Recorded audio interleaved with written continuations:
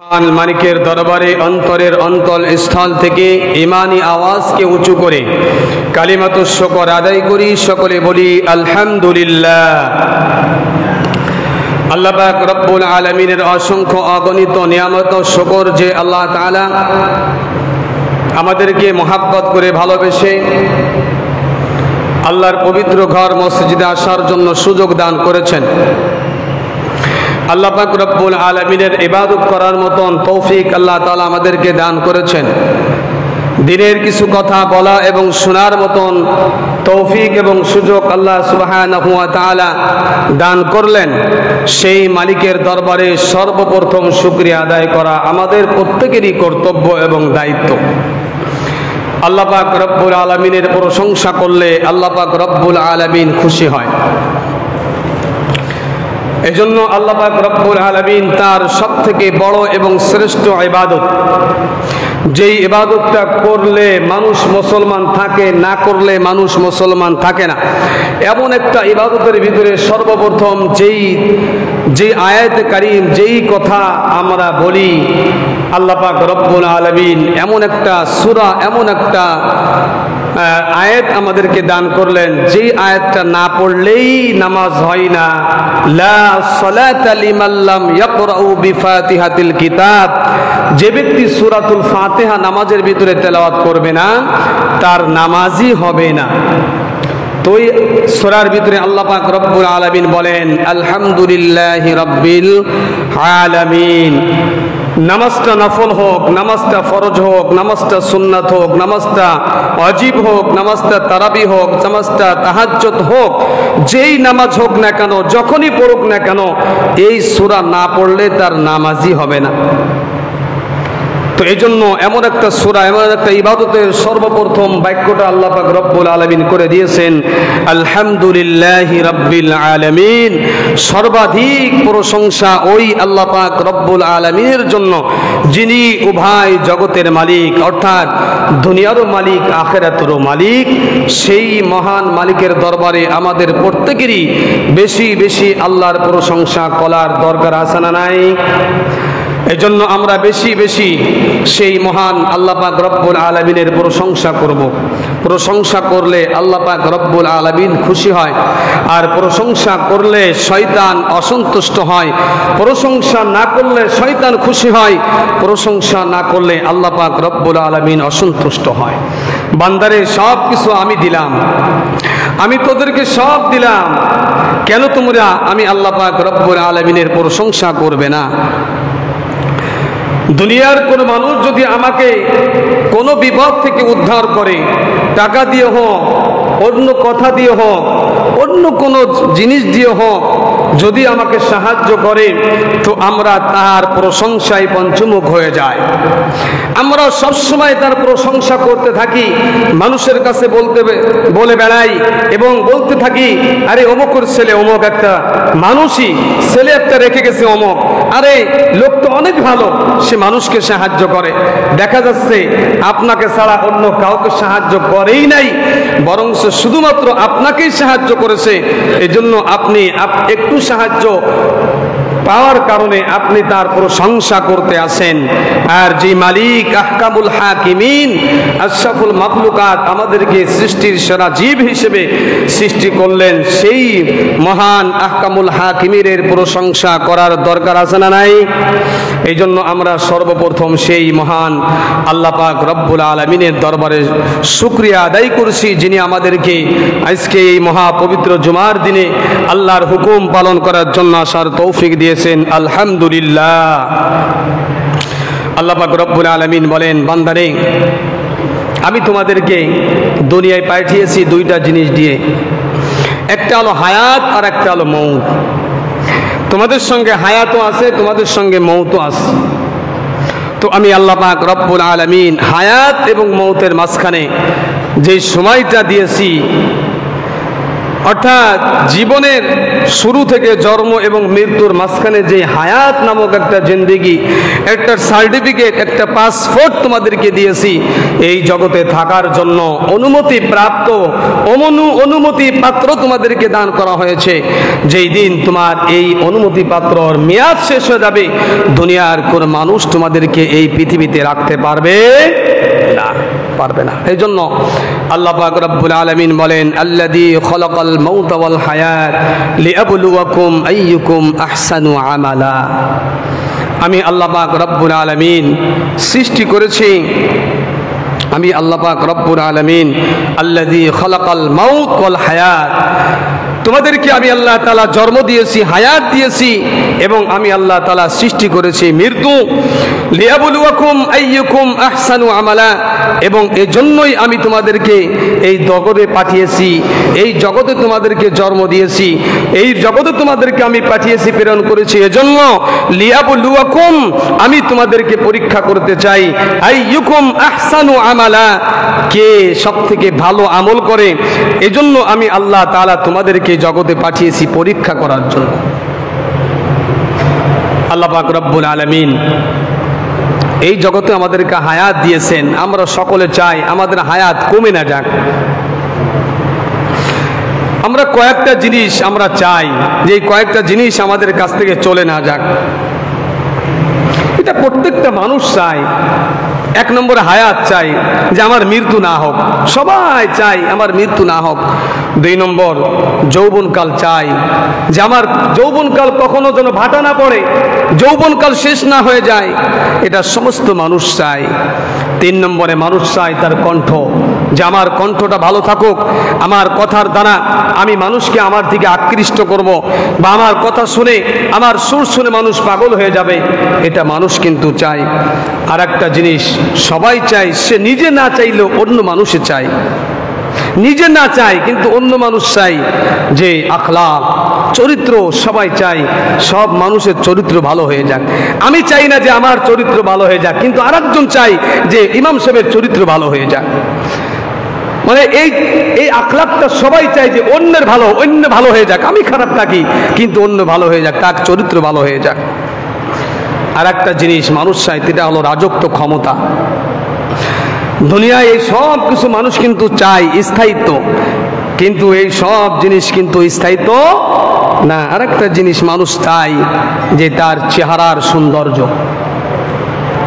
আমার কণ্ঠ ভালো থাকুক, আমার আখলাক, আমার যৌবনকাল ভালো থাকুক, আর আমার হায়াত।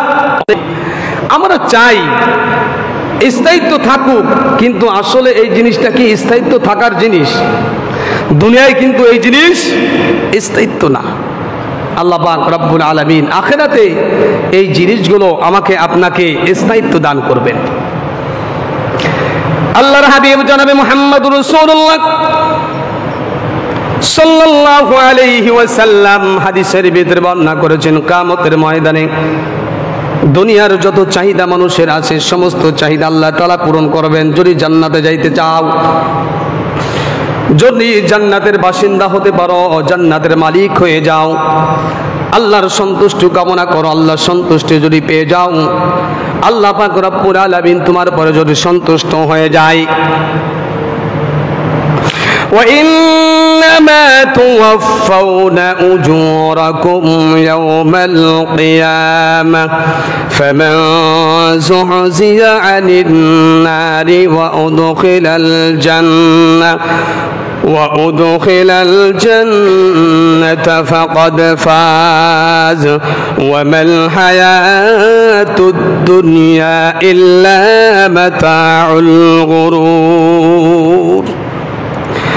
আল্লাহ পাক রব্বুল আলামিন ডাক দিয়ে বলেন, দুনিয়ার মুসলমানেরা, দুনিয়ার মানুষেরা শোনো, আল্লাহ পাক রব্বুল আলামিন কিয়ামতের ময়দানে কোন ব্যক্তিকে যদি বলেন ফামান যুযিআ আনিন নার ওয়া উদখিলাল জান্নাহ, আমি তোমাকে জাহান্নাম থেকে মুক্ত করে দিলাম, জান্নাতের বাসিন্দা বানিয়ে দিলাম। যদি আল্লাহ তাআলা তোমার উপরে সন্তুষ্ট হয়ে যায়, তুমি যদি সেই সন্তুষ্টমূলক কাজ দুনিয়ার থেকে করে যাইতে পারো, আল্লাহ যদি তোমার উপরে সন্তুষ্ট হয়ে যায়, দুনিয়ার সমস্ত চাহিদা আল্লাহ পাক রব্বুল আলামিন জান্নাতে পূরণ করে দিবে। দুনিয়ার সব চাহিদা আল্লাহ তাআলা দুনিয়ায় কিন্তু পূরণ করবে না। যে 6টা কথা বলা হলো, এই 6টা কিন্তু দুনিয়ার স্থায়িত্ব না। 6টা জিনিস আল্লাহ তাআলা দান করেছে ঠিকই, তো এই 6টা জিনিস দুনিয়ায় কি না, স্থায়িত্ব না। আল্লাহ তাআলা হায়াত প্রত্যেকটা মানুষ, জীব জন্তু পশু পাখি সকলকে দিয়েছেন, তো হায়াতটা কি না, হায়াতটা স্থায়ী না। অল্প দিনের জন্য 60 বছর, 70 বছর, 30 বছর, 50 বছর, 100 বছর, 90 বছর, 80 বছর, এটা আল্লাহ পাক রব্বুল আলামিনের পক্ষ থেকে যতটুক হায়াত দেওয়া হয়েছে, যতটুক পারমিশন দেওয়া হয়েছে, এতটুক জিন্দেগি আল্লাহ পাক রব্বুল আলামিন আপনাকে দিবে, এরপরে আল্লাহ তাআলা এখান থেকে আপনাকে নিয়ে যাবে। কিন্তু আখিরাতে হায়াত হবে স্থায়িত্ব, হায়াতের পরে কোনো মউত নাই। আল্লাহর হাবিব জনাবে মুহাম্মদ রাসূলুল্লাহ সাল্লাল্লাহু আলাইহি ওয়াসাল্লাম বলেন, জান্নাতীদেরকে জান্নাতে দেওয়ার পরে জাহান্নামীদেরকে জাহান্নামে প্রবেশ করানোর পরে জান্নাত এবং জাহান্নামের মাঝখানে একটা জায়গার নাম আছে আরাফ, সব থেকে উঁচু জায়গা। এই জায়গাটার ভিতরে মৃত্যু নামক যেই জন্তু আছে, মৃত্যু নামক যেই বস্তুটাকে একটা দুম্বার আকার ধারণ করে আল্লাহ পাক রব্বুল আলামিন ডাক দিয়ে বলে, ও জান্নাতবাসীরা শোনো, এই যে দেখো তোমরা দেখতে পাইতেছো দুনিয়ার ভিতরে তোমাদের যেই মৃত্যু ছিল, এইটা হলো সেই মৃত্যু। ও জাহান্নামবাসীরা তোমরা শোনো, এই যে দুনিয়ার ভিতরে তোমাদের ভিতরে যেই মৃত্যু নামক জন্তুর মাধ্যমে তোমরা দুনিয়ার থেকে আখিরাতের জিন্দেগিতে আসছো, এইটা হলো সেই মৃত্যু। আজকে তোমাদের উভয়কে দেখাইয়া মৃত্যুটাকে আমি জবাই করে দিলাম, তার মানে আজ থেকে তোমাদের কশ্চিন কালে আর কখনো মৃত্যু হবে না। তার মধ্যে হায়াত স্থায়িত্ব হবে, হায়াতের পরের কোনো মউত নাই। এই জগতে হায়াত আছে, এই জগতে মউত আছে। এই জন্য আল্লাহ তাআলা বলেন, আল্লাযী খলাকাল মাউত ওয়াল হায়াত, আমি আল্লাহ তাআলা সৃষ্টি করেছি না হায়াত এবং মউতকে। এই জগতে হায়াত এবং মউত দুটোই আছে, কিন্তু আখিরাতের জিন্দেগিতে হায়াত আছে, কখনো মৃত্যু নাই। এই জন্য আখিরাতের জিন্দেগির হায়াত হলো, হায়াতের জিন্দেগি হলো স্থায়ী। 2 নম্বরে যৌবনকাল আল্লাহ পাক রব্বুল আলামিন আল্লাহর হাবিব জনাবে মুহাম্মদুর রাসূলুল্লাহ সাল্লাল্লাহু আলাইহি ওয়াসাল্লাম বলেন, 25 এবং 30-এর মাঝে প্রত্যেকটা মানুষকে আল্লাহ পাক রব্বুল আলামিন জান্নাতে যখন দিবে, জান্নাতের ভিতরে যৌবনকাল অবস্থায় যৌবন যেই কালটা ছিল, ওই যৌবনকাল দিয়া আল্লাহ পাক রব্বুল আলামিন মানুষদেরকে জান্নাতে দান করবেন। তার মানে জান্নাতের ভিতরে যৌবন কাল স্থায়িত্ব হবে। 3 নম্বরে আল্লাহ পাক রব্বুল আলামিন তাদেরকে কণ্ঠ দান করবেন। 4 নম্বরে আল্লাহ তাআলা সবথেকে উত্তম আখলাক তাকে দান করবেন। যাদেরকে আল্লাহ তাআলা জান্নাত দান করবে তাদেরকে এই 6টা জিনিস দান করবেন। 1 নম্বরে আল্লাহ পাক রব্বুল আলামিন হায়াত দান করবেন, স্থায়িত্ব হায়াত। 2 নম্বরে আল্লাহ পাক রব্বুল আলামিন তাকে কণ্ঠ দান করবেন, স্থায়িত্ব কণ্ঠ। এই কণ্ঠের কোনো আর কোনো অবসান হবে না, কণ্ঠ ভেঙে যাবে না, কণ্ঠ কোনো সময়ের জন্য ডিস্টার্ব হবে না। 3 নম্বরে আল্লাহ পাক রব্বুল আলামিন যৌবনকাল দিবেন জান্নাতের ভিতরে স্থায়িত্ব।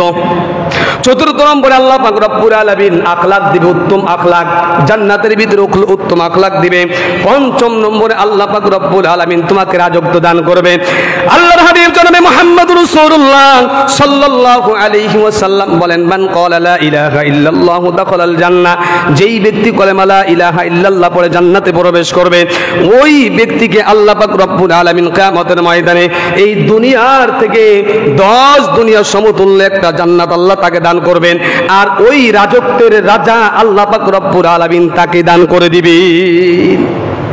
ওই জান্নাতের রাজত্ব আল্লাহ তাআলা তাকে দান করবেন। 6 নম্বরে আল্লাহ পাক রব্বুল আলামিন তার চেহারা দান করবেন, সুন্দর চেহারা দান করবেন। তার চেহারা যেই দেখবে সে পাগল হয়ে যাবে এমন চেহারা দান করবেন। এই 6টা জিনিস আল্লাহ পাক রব্বুল আলামিন জান্নাতে স্থায়িত্ব দান করবেন।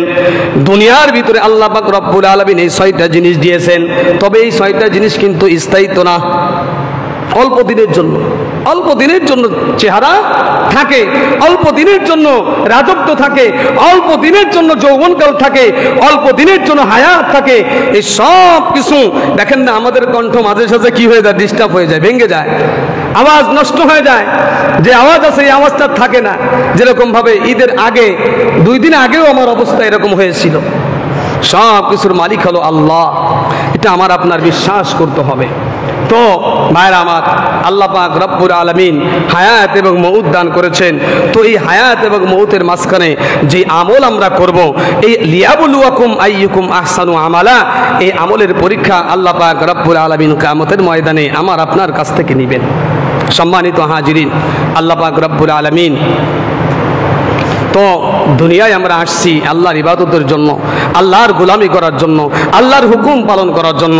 আল্লাহ পাক রব্বুল আলামিন বলেছেন, ইয়া আইয়ুহাল্লাযীনা আমানুত্তাকুল্লাহা ওয়া কুলু কাওলান সাদীদা ইউসলিহ লাকুম আ'মালাকুম ওয়া ইয়াগফির লাকুম যুনুবাকুম ওয়া মান ইউতি'িল্লাহা ওয়া রাসূলাহু ফাকাদ ফাযা ফাওজান আযীমা। আল্লাহ পাক রব্বুল আলামিন বলেন, হে ঈমানদারেরা, আমি আল্লাহ তাআলাকে ভয় করো। ওয়াকুলু কাওলান সাদীদা, এবং তোমরা যখন কথাবার্তা বলো তখন ভালো কথা ছাড়া অন্য কোনো কথা বলো না। যখন আমরা কথা বলবো, ভালো কথা ছাড়া কোনো বাজে খারাপ কথা বলা যাবে না। যেরকম ভাবে ঈমান আনতে জবান লাগে, ঈমান আনতে জিহ্বা লাগে, তো ঈমান যাইতেও জিহ্বা লাগে। ঈমানও যায় কিন্তু জিহ্বার মাধ্যমে। সমাজের ভিতরে কিছু মানুষ আছে, তারা এমন কিছু কথাবার্তা জবান দিয়ে বের করে, দেখা যাচ্ছে যে তার ঈমানটাই চলে যায়। আছে না নাই? হ্যাঁ, এক ব্যক্তি বলল যে হুজুর, নামাজ পড়ে আপনি কি পাইছেন? আপনাকেই প্রশ্ন করলো, আপনি যে এতদিন ধরে আল্লাহর ইবাদত করলেন, আল্লাহকে ডাকলেন, নামাজ পড়লেন, তো নামাজ পড়ে আপনি কি পাইছেন? আচ্ছা বলেন, এই কথা বললে কি তার ঈমান আছে? এই কথা যদি কোনো ব্যক্তি বলে, তার ঈমান থাকবে? তো ভাই, আমাদের জবান এমন একটা জিনিস, হযরতে ওমরে ফারুক রাদিয়াল্লাহু তাআলা, ওমরে ফারুক রাদিয়াল্লাহু তাআলা, তিনি খলিফাতুল মুসলিমিন হযরতে আবু বকর সিদ্দিক রাদিয়াল্লাহু তাআলা জামানায়, রাসূল তো দুনিয়া থেকে চলে গেছেন, সেই সময় প্রথম খলিফা হযরতে আবু বকর সিদ্দিক রাদিয়াল্লাহু তাআলা ক্ষমতার মস্তদে তিনি আছেন। তো উনি একদিনকে বসে নির্জনে একা একা বসে বসে উনার মুখের ভিতরে হাত ঢুকায় জিহ্বাটাকে টানতেছেন। কি করতেছেন? জিহ্বাটাকে টানতেছেন। তো টেনে টেনে জিহ্বাকে আঘাত করতেছেন। ওমরে ফারুক রাদিয়াল্লাহু তাআলা দূর থেকে দেখলেন যে হযরত আবু বকর সিদ্দিক রাদিয়াল্লাহু তাআলা তার জিহ্বাটাকে টানতেছেন। ওমর প্রশ্ন করলেন, আবু বকর, কি ব্যাপার? আপনি আপনার জিহ্বাকে কেন টানতেছেন? জিহ্বাকে কেন আঘাত করতেছেন? সমস্যা কোথায় আপনার? আপনি খলিফাতুল মুসলিমিন, এটা আল্লাহ পাক রব্বুল আলামিনের সৃষ্টি, আল্লাহ পাক রব্বুল আলামিন সৃষ্টি করেছেন। তো আপনার জন্য এটা আমানত, আপনাকে আল্লাহ দিয়েছেন, তো আপনি সেই জিহ্বাটাকে কেন আঘাত করতেছেন? হযরত আবু বকর সিদ্দিক রাদিয়াল্লাহু তাআলা বলে, ওমর, এই জিহ্বাটাই হলো সব নেঠার গুড়া। এই জিহ্বাটাই আমাকে খারাপ কাজের কাছে নিয়ে যায়। এই জিহ্বাটাই আমাকে মানুষকে বকা দিতে উদ্বুদ্ধ করে। এই জন্য আমি এই জিহ্বাটাকে বুঝাইতেছি, জিহ্বা তোমাকে আল্লাহ তাআলা আমাকে দিয়েছেন, আমার কাছে দায়িত্ব দিয়েছেন, এজন্য যে তুমি যখন যা ইচ্ছা তাই করতে পারবে না। জিহ্বার কারণে আমি অন্যায় কাজ, অন্যায় কথা বলি। মানুষের জিহ্বার দ্বারাই অন্যায় কথা বলে। এই জন্য রাসূল সাল্লাল্লাহু আলাইহি ওয়াসাল্লাম বলেছেন, মান সামাতা নাজা, যে ব্যক্তি চুপ থাকবে সে নাজাত পেয়ে যাবে। তো তাফসিরের ভিতরে মুহাদ্দিসিন লিখেছেন যে এই হাদিসের ব্যাখ্যার ভিতরে লিখেছেন যে চুপ থাকলে কিভাবে নাজাত পাওয়া যায়। তো আপনি কোন একটা মজলিসে বসে আছেন, তো মজলিসে বসে কয়েক প্রকার মজলিস হয়, দিনের মজলিস, দুনিয়ার মজলিস, গীবাতের মজলিস, হারাম কথার মজলিস। তো আপনি এমন একটা মজলিসে বসছেন যেখানে অন্য অন্য সাথীরা তারা মানুষের গীবাত চর্চা শুরু করে দিয়েছে, বা অন্যের দোষ চর্চা শুরু করে দিয়েছে, খারাপ কথা গালিগালাজ শুরু করে দিয়েছে। এখন আপনি চুপ থাকলেন, কোনো কথা বললেন না। তো যখন কথা আপনি বললেন না, তখন আপনি দোষী না, কারণ আপনার মুখ থেকে যদি আপনি কথা বের করেন, একটা ভালো কথা আর একটা ভালো কথা, এরকম ভালো কথা বলতে বলতে হঠাৎ করে একটা খারাপ কথা বের হয়ে যেতে পারে, যেই কথার দ্বারা আপনার ঈমানও ধ্বংস হয়ে যেতে পারে, যেই কথার দ্বারা আপনার আমল ধ্বংস হয়ে যেতে পারে, যেই কথার দ্বারা আপনার মুসলমানিত্ব আপনার কাছ থেকে চলে যেতে পারে। এজন্য আল্লাহ তাআলা বলেন, আকুলু কাওলান সাদীদা ইউসলিহ লাকুম আ'মালাকুম ওয়া ইয়াগফির লাকুম যুনুবাকুম। যখন তোমরা কথা বলবে, তো তখন তোমরা ভালো কথা ছাড়া খারাপ কোনো কথা বলবে না।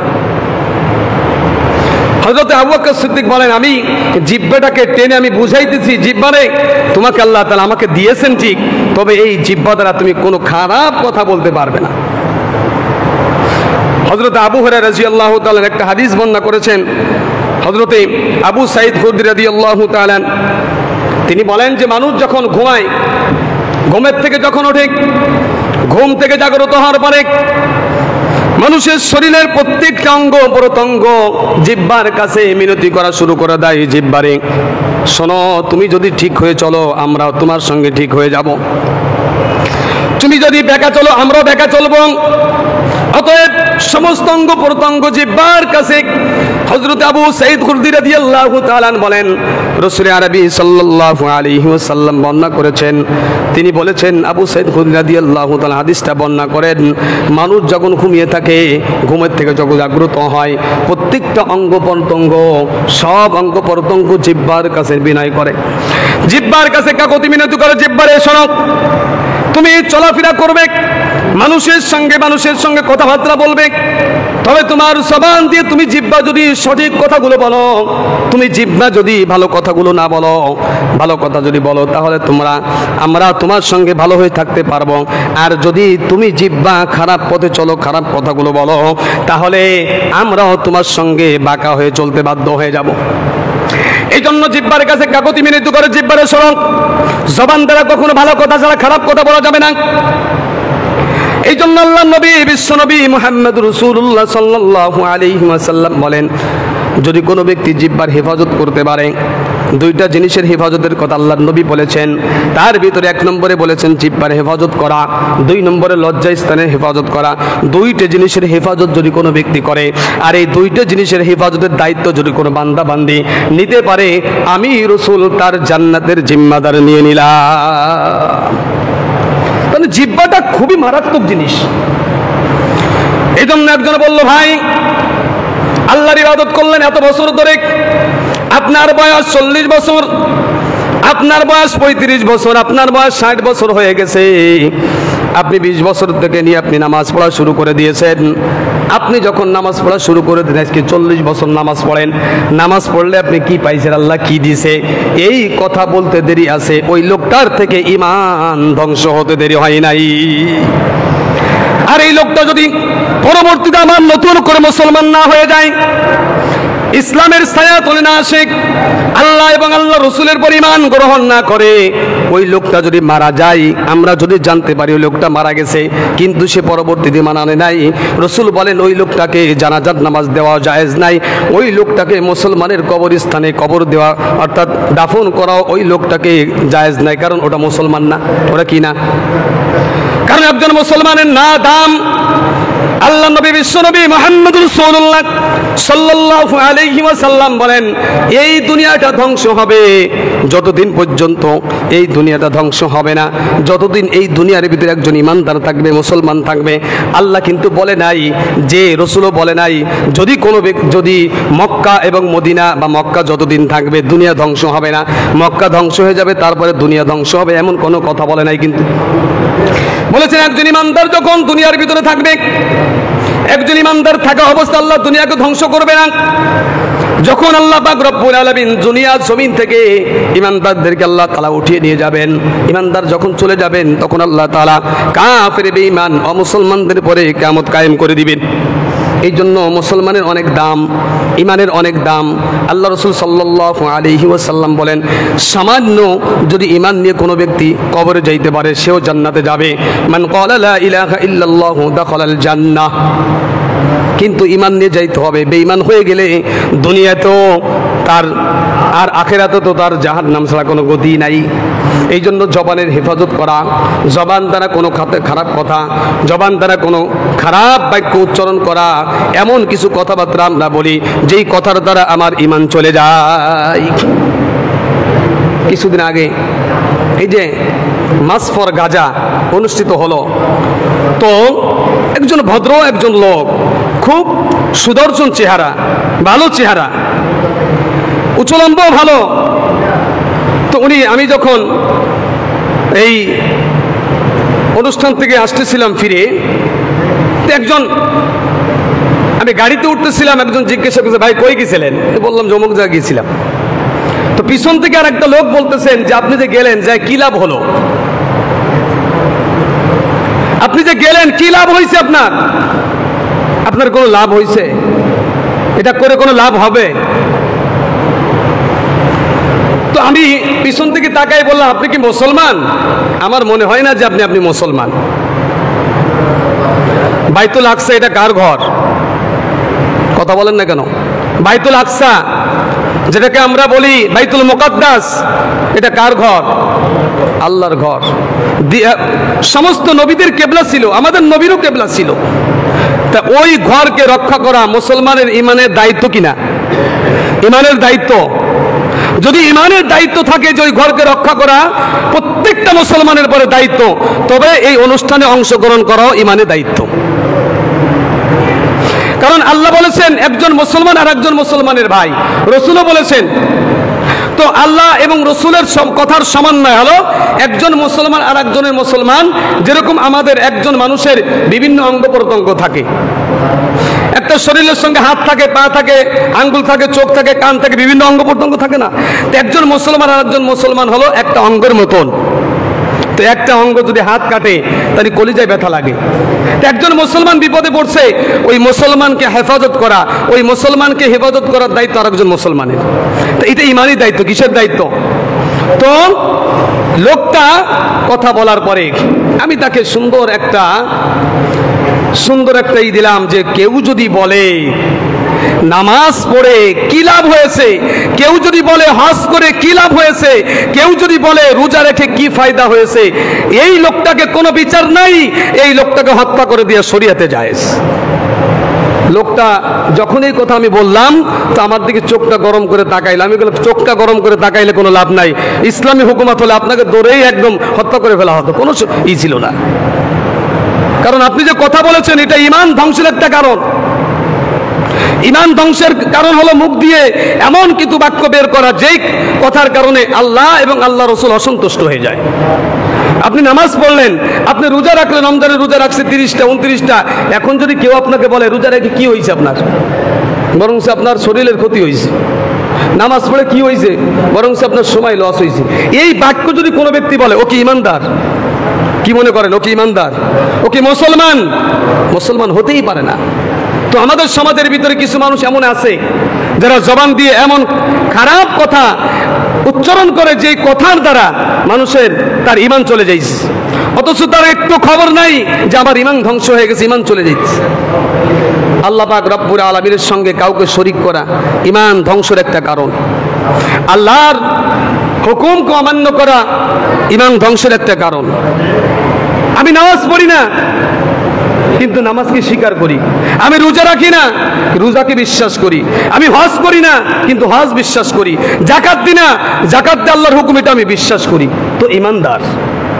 তার ভিতরে ঈমান আছে কিন্তু সে নামাজও পড়ে, রোজাও রাখে, হজও করে, যাকাতও দেয়, কিন্তু সে যদি বলে নামাজ পড়ে কি লাভ, তো সে মুসলমানের খাতার থেকে তার নামটা কেটে দেওয়া হবে, সে মুসলমান আর থাকবে না। এই জন্য মুসলমান ভাইরা, ঈমান ধ্বংসের বিভিন্ন কারণের ভিতরে জবান দ্বারা এমন ফাহেসা, এমন কথাবার্তা বলা যেই কথার দ্বারা মানুষের ঈমান চলে যায়। আল্লাহ পাক রব্বুল আলামিনের হাবিব রাসূল সাল্লাল্লাহু আলাইহি ওয়াসাল্লামকে যে শরীয়ত দিয়ে পাঠাইছে, যে বিধান দিয়ে পাঠিয়েছে, এই বিধান যদি কারোর কাছে পছন্দনীয় না মনে হয়, অন্য কোনো মানুষের বানানো একটা বিধান পছন্দ করে যে রসুলের ওই বিধান থেকে অমুকের বিধানটা অনেক সুন্দর, এই কথা যদি বলে ওর ঈমান আছে, ওর ঈমান আছে, তোর ঈমান তো গেছেই গা। এই জন্য আল্লাহ যেই বিধান দিয়ে রসুলকে দুনিয়ায় পাঠিয়েছেন, আপনার কাছে ভালো লাগুক বা না লাগুক ওটাকে বিশ্বাস করতে হবে। আর ওটাকে বিশ্বাস করার নাম হলো ঈমান, আর বিশ্বাস না করার নাম হলো বেঈমান। আপনি বিশ্বাস করেন না, আপনি বেঈমান। এই জন্য ঈমান ধ্বংসের কিছু কারণ রয়েছে, যেই কারণগুলোর কারণে মানুষের ঈমান চলে যায়। যেরকম ঈমান চলে যাওয়ার একটা কারণ লিখছে যে মানুষ আল্লাহকে ডাকে কোনো জিনিসের মাধ্যমটাকে এমন বানিয়েছে যে ও মনে করে এই মাধ্যমটা কিয়ামতের ময়দানে আমার জন্য সুপারিশ করবেন। আল্লাহর ইবাদত করে, আল্লাহর কি করে? ইবাদত করে। তবে আল্লাহর ইবাদত করার ভিতরে একজনকে মাধ্যম বানিয়েছেন, আর ওই মাধ্যমটাকে এমন কিছু মনে করেন যে ওই মাধ্যমটা নাকি আল্লাহর কাছে তার জন্য সুপারিশ করবে।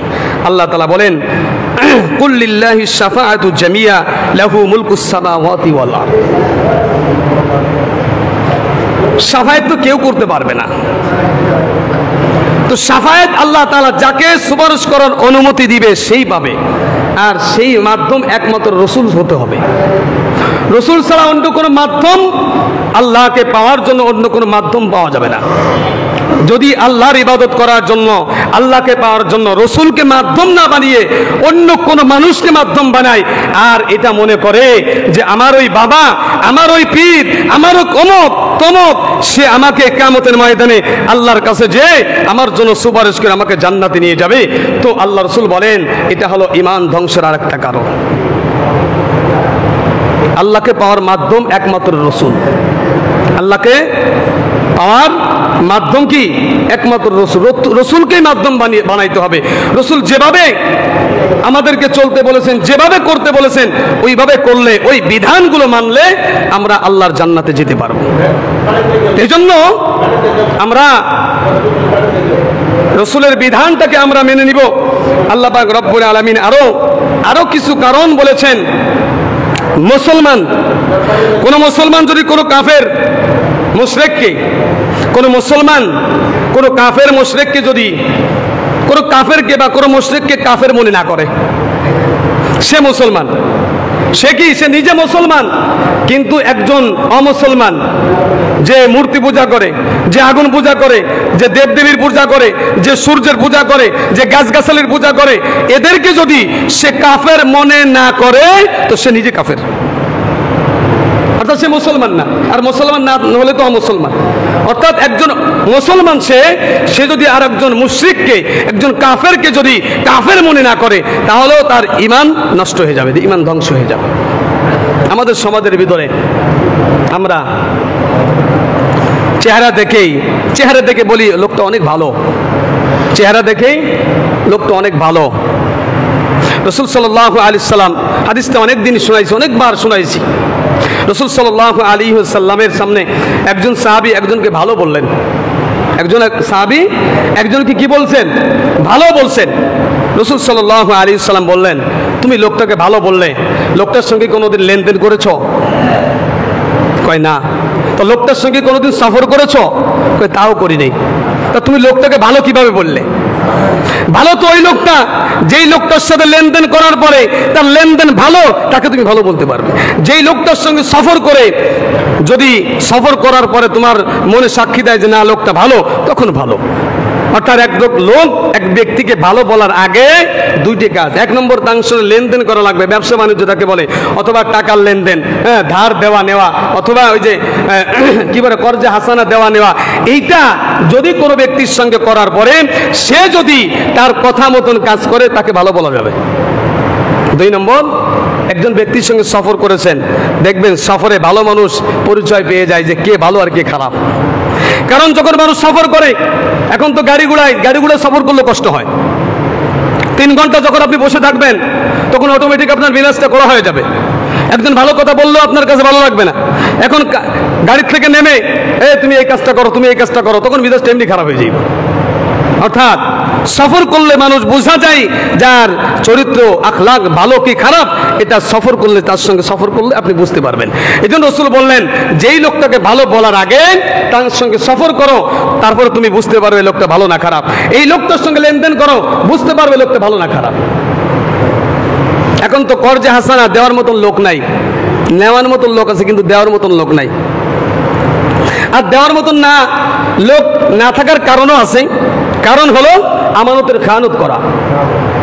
আমানতের খেয়ানত করা, আপনাকে সাহায্য করা হয়েছে, আপনি বিপদে পড়েছেন, আপনি এখন খুবই বিপদগ্রস্ত, একজন মানুষ আপনাকে 500 টাকা 1000 টাকা দিয়ে সাহায্য করলো, আপনাকে বলল যে ভাই কবে দিবেন, আপনি টস করে বলে ফেলেন 1 সপ্তাহের ভিতরে দিয়ে দেবো। ভাই না, 1 সপ্তাহ, আপনি 1 মাস সময় দিলেন আপনাকে। কারণ 1 মাস একটু লম্বা সময়, তো 1 মাস কি 1 বছর হয়ে গেছে, সে 1000 টাকা দেয় না। আচ্ছা 1 বছর পরে আপনি টাকাটা দিলেন, আপনি যদি এর থেকে বড় একটা বিপদে পড়েন, ওর কাছে সাহায্য চলে পাইবেন? ও বলবে যে 1000 টাকা দিতে পারে, যদি এক মাসে আমাদের 200 টাকা দেন লাগবে। কারণ আমরা আমাদের চরিত্রের কারণে, আমাদের আখলাকের কারণে সুদ ঘুষ এর রাস্তাগুলো আমরা খুলে দিতেছি। যদি আমাদের চরিত্র আখলাক ভালো হয়ে যেত, আমি যদি আমানতদার হতাম, আমি একজনের কাছ থেকে টাকা নিয়েছি, তার সময়ের আগে পৌঁছাই যদি দিতাম, ওই লোকটা আবার যদি আপনি 10,000 টাকার বিপদে পড়তেন, ওই লোকটা আপনাকে সাহায্য করার জন্য বলতো না, এই লোকটা আমানতের খেয়ানত করে না, এই লোকটা তার সময়ের আগে টাকা পরিশোধ করে দিয়েছে, অতএব এর বিপদের সময় আমি এগিয়ে যাব। তো এখানে কর্জে হাসানার রাস্তাগুলো খুলে যেত, কিন্তু আমাদের চরিত্রের কারণে, আমাদের আখলাকের কারণে আজকে এই কর্জে হাসানার রাস্তাগুলো বন্ধ হয়ে যাচ্ছে, সুদ ঘুষের রাস্তাগুলো খুলে যাচ্ছে আজকে আমাদের চরিত্রের কারণে। আর আমরা বলি আমার থেকে চরিত্র আর কেউ নাই। আমরা মানে চরিত্রবান। চরিত্র বোঝা যায় যে আমাদের চরিত্র কেমন, বোঝা যায় যখন তার সঙ্গে মিশবেন, তার সঙ্গে চলবেন, তখন চরিত্রের সব ফুলগুলো ফুটে উঠবে। এই জন্য মুসলমান ভাইরা, আমরা মুসলমান, আমাদের দায়িত্ব হলো আমার ঈমান যাতে ধ্বংস না হয়ে যায়। আমার জবান দ্বারা, আমার মুখের দ্বারা এমন কোনো কথা উচ্চারিত না হয় যেই কথার দ্বারা, যেই কাজের দ্বারা আমার ঈমান নষ্ট হয়ে যাচ্ছে। এই জন্য যদি কোনোদিন নামাজ পড়েন নাই, রোজা রাখেন নাই, ইবাদত করেন নাই, তো আল্লাহকে বিশ্বাস করেন, রসুলকে বিশ্বাস করেন, তো আল্লাহর আযাব ভোগ করে, যদি আল্লাহ মাফ করে দেয়, এটা আল্লাহর ভিন্ন কথা, আল্লাহর আযাব ভোগ করে জান্নাতে আপনাকে দিব। কিন্তু যদি কোনো সারা জীবন আমল করার পরে মৃত্যুর আগে বেঈমান অবস্থায় যদি মারা যান, আপনার আমল নামা সব জিরো, ওটার কোনো মূল্য, 4 পয়সার মূল্য আল্লাহর কাছে নাই। আপনি বেঈমান তো বেঈমান, রুবামা ইয়াওয়াদ্দুল্লাযীনা কাফারু লাউ কানু মুসলিমুন। মুসলমান ছাড়া কাউকে কিয়ামতের ময়দানে সহানুভূতি দেখানো হবে না, দয়া করা হবে না, জান্নাতে দেওয়া হবে না। এই জন্য মুসলমান ভাইরা, ঈমান আমাদের গুরুত্বপূর্ণ একটা বিষয়, ঈমান আমাদের হেফাজত করতে হবে। আল্লাহ সুবহানাহু ওয়া তাআলা আমাকে, আপনাকে, আমাদের সকলের ঈমানকে আল্লাহ পাক রব্বুল আলামিন হেফাজত করার তৌফিক দান করেন। যেই সমস্ত কথার দ্বারা মানুষের ঈমান চলে যায়, এমন কিছু কথা, এমন কিছু ব্যবহার, এমন কিছু কাজ থেকে আল্লাহ পাক রব্বুল আলামিন আমাকে, আপনাদের সকলকে আল্লাহ তাআলা হেফাজত করেন। আমিন।